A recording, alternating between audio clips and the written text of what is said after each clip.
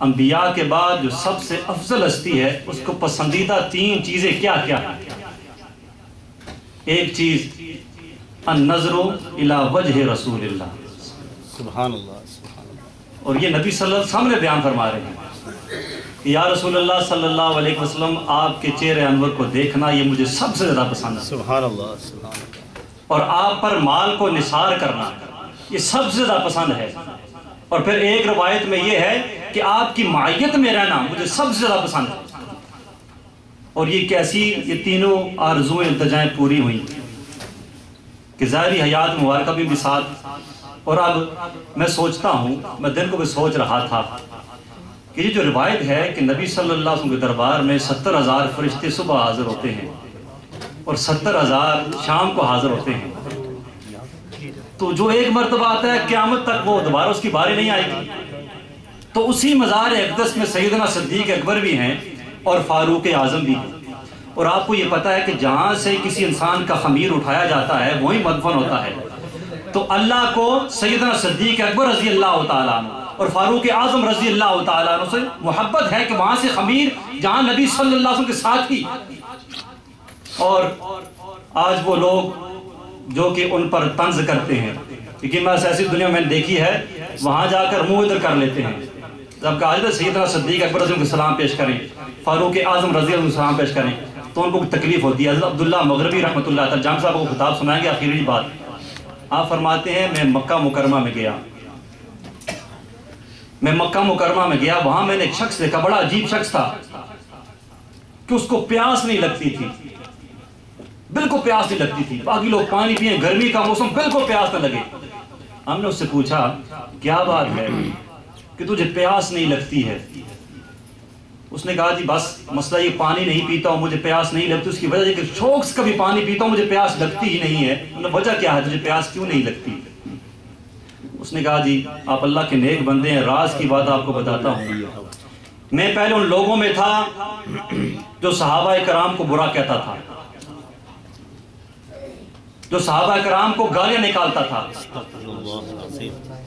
میں ایک دفعہ رات کو سویا تو میں دیکھا قیامت برپا ہے اور مجھے شدید پیاس لگی ہے۔ اس پیاس کے وقت مجھے کسی نے کہا وہاں اب کوثر بن رہا ہے تو وہاں کیوں نہیں چلا جاتا؟ میں باغا وہاں پہنچتا ہوں، اس کے 4 کونے ہیں، چاروں کونوں پہ ایک کونے پہ صدیق اکبر ہیں، ایک کونے پہ فاروق اعظم ہیں، ایک کونے پہ عثمان غنی ہیں، ایک کونے پہ علی المرتضیٰ ہیں۔ میں نے ایک کونے پہ علی المرتضیٰ کو دیکھا تو بڑا خوش ہوا، تینوں کونوں سے میرے دل کو وہ کوفت محسوس ہوئی، تو میں نے کہا کیوں نہ جاؤں، جن سے محبت کرتا تھا انہی کے پاس جاتا ہوں، جا کے کہتا ہوں آب کوثر دے پیاس لگی ہے، مولا کائنات کے پاس جاتا ہوں، کہتا ہوں میں تو آپ کا مانگتا ہوں، آپ کا چاہنے والا ہوں۔ آپ نے غصہ فرمایا، آپ نے فرمایا تو باقی صحابہ سے بغض رکھتا ہے، جو تینوں کو نہیں مانتا آج اس کے لیے آب کوثر نہیں ہے، جو تینوں کو نہیں مانتا تو میرے پاس کیوں ہے آج اس کے لیے آب کوثر نہیں ہے۔ اس نے کہا جی میں نے کہا چلو بات چاہتا ہوں، صدیق اکبر کے پاس گیا، انہوں نے کہا جی نہیں دیتا، فاروق اعظم کے پاس گیا، انہوں نے کہا نہیں دیتا، عثمان غنی کے پاس گیا، انہوں نے کہا نہیں دیتا۔ پھر میں نے آقا کریم صلی اللہ علیہ وسلم کی زیارت کی، وہی موجود، میں آقا کریم صلی اللہ علیہ وسلم میں جاتا ہوں، آقا کریم صلی اللہ علیہ وسلم اپنا رخ انور پھیر لیتے ہیں۔ آپ فرماتے تو میرے صحابہ سے بغض رکھتا ہے، آج وہ لوگ جو صدیق اکبر اور فاروق اعظم اور عثمان غنی رضی اللہ عنہ کو برا کہتے ہیں اور میں کہوں یہ میرا دوست ہے۔ یاد رکھو میرے بھائیوں، آج کا دوست وہاں بھی دوست، اور دوستی صرف اللہ کے لیے، اس کے رسول کے لیے، دشمنی اللہ اور اس کے رسول کی ذاتی دشمنی کوئی نہیں، لیکن جو صحابہ کا نہیں وہ میرا نہیں، وہ ہمارا نہیں، جو اہل بیت کا نہیں وہ میرا نہیں، وہ ہمارا نہیں، جو رسول اللہ کا نہیں وہ میرا نہیں، وہ ہمارا نہیں ہے۔ تو وہ کہتا ہے یا رسول اللہ مجھے معاف کر دیں، میں اپنے دل سے سارے صحابہ کی بغض کو نکال دیتا ہوں۔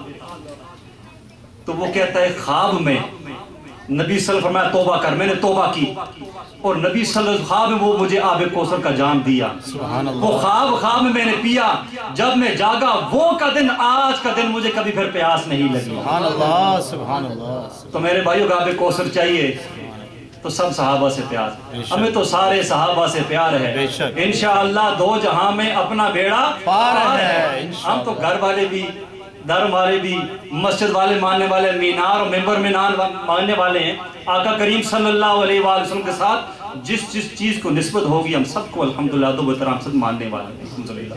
اب میں آپ کے اور علامہ طارق محمود جامی صاحب کے درمیان میں حال نہیں ہوتا، میں ان کے دربار میں عرض کرتا ہوں وہ تشریف لائیں اور شان صدیق اکبر رضی اللہ عنہ شان صحابہ پر بیان فرمائیں، آپ محبتوں کا اظہار فرمائیں۔ نعرہ تکبیر! جب فاروق اعظم رضی اللہ عنہ دار اسلام میں داخل ہوئے تھے تو اس وقت بھی نعرہ بلند ہوا تھا تکبیر کا، اور اتنا بلند ہوا تھا کہ مکہ مکرمہ کی گلیاں گونج اٹھی تھی۔ تو ہم تو بچانے والے ہیں، پتہ لگے الحمدللہ عاشقان صحابہ بیٹھے ہیں۔ نعرہ تکبیر! نعرہ رسالت! نعرہ حیدری! علماء اہل سنت!